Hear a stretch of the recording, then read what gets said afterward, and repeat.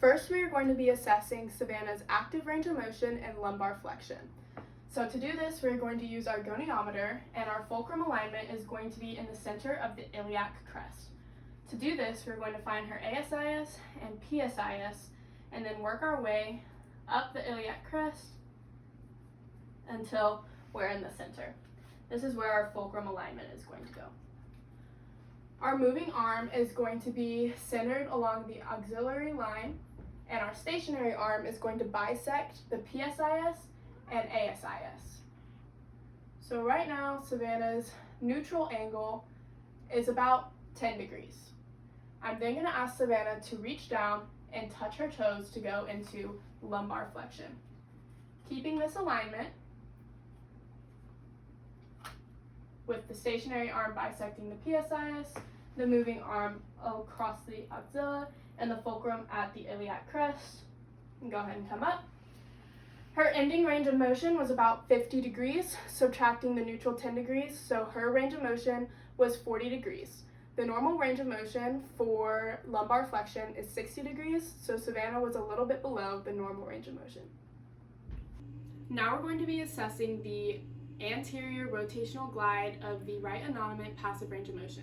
To do this, I'm going to have my patient in a side-lying position. I'm going to have her put the chest to the table and hook her unaffected leg into flexion beneath around me. I'm then going to put my forearm on her PSIS and interlock my hands underneath her, and then I'm going to put her into passive hip extension, anteriorly rotating that innominate. The infield here is firm, and Savannah had a firm infield. We're then going to compare bilaterally and have her flip to her other side, again hooking this leg underneath around me, putting my forearm on that PSIS, interlocking my fingers underneath her leg, and taking her into passive extension, anteriorly rotating that innominate by putting pressure onto that PSIS. Again, the infield is firm, and Savannah had a firm infield. I am now going to be performing grade 3 manual muscle testing for lumbar rotation. I'm going to have my patient in a supine lying position with her knees bent to 90 degrees and stabilizing at the feet with her hands by her side. I'm then going to ask her to bring her left shoulder up to her right knee, looking for both scapulas to clear the table and for her shoulder to be able to touch her opposite knee. I'm then going to compare bilaterally by asking her to bring her right shoulder up to her left knee. Savannah was able to have passed this manual muscle test, and we are testing the internal and external obliques, and this was grade 3 manual muscle testing for lumbar rotation. I am now going to be performing this squeeze test. This test has a sensitivity of 43 and a specificity of 91. This means that this test is better at ruling in pathologies. This test is going to assess the pubic symphysis, the pubic tubercles, and test for pelvic instability. To begin this test, I'm going to have the patient first clear her hips by bending her knees, performing a glute bridge, coming back down, having her fully relax, and then yanking the legs. Then I'm going to have her into a hook-lying position, put 2 fists in between her knees, and lightly squeeze my fists together. I'm then going to instruct her to squeeze with a little bit more pressure, and keep doing so until max pressure is felt. A positive sign for this test is going to be pain in the groin or a pop over the pubic symphysis, which means that the pubic tubercles were out of line and now have been realigned. You need to perform this test again to see if the pain and symptoms have decreased since the first test. And again, this test is testing for pelvic instability, and Savannah here had a negative test. Now we're going to perform the slump test. The slump test has a sensitivity of 44 to 87 and a specificity of 23 to 63. This means that this test is better at ruling out pathologies. This test is going to assess for intervertebral disc pathologies. To begin, we're going to have the patient in a nice seated position with an upright posture.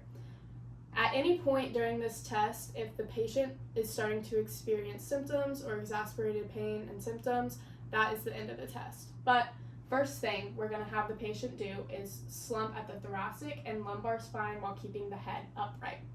If this does not provide any symptoms, then I'm going to provide an overt pressure on top of the shoulders.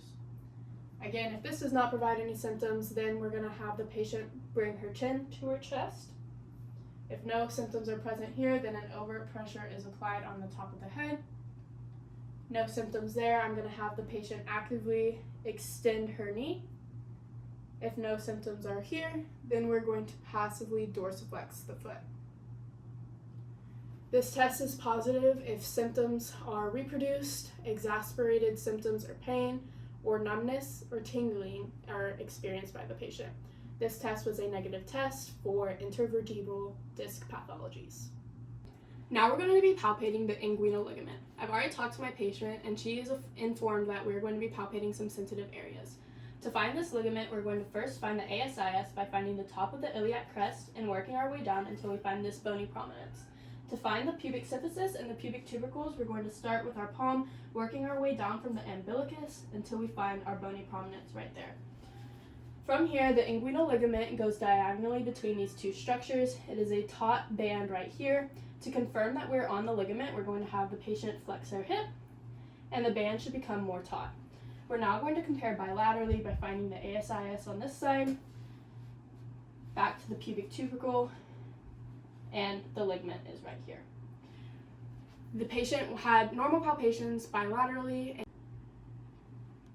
Now we're going to be palpating the quadratus lumborum. To do this, we're going to find the PSIS by finding the top of the iliac crest and following it down and then putting our thumbs on the bony prominences at the end.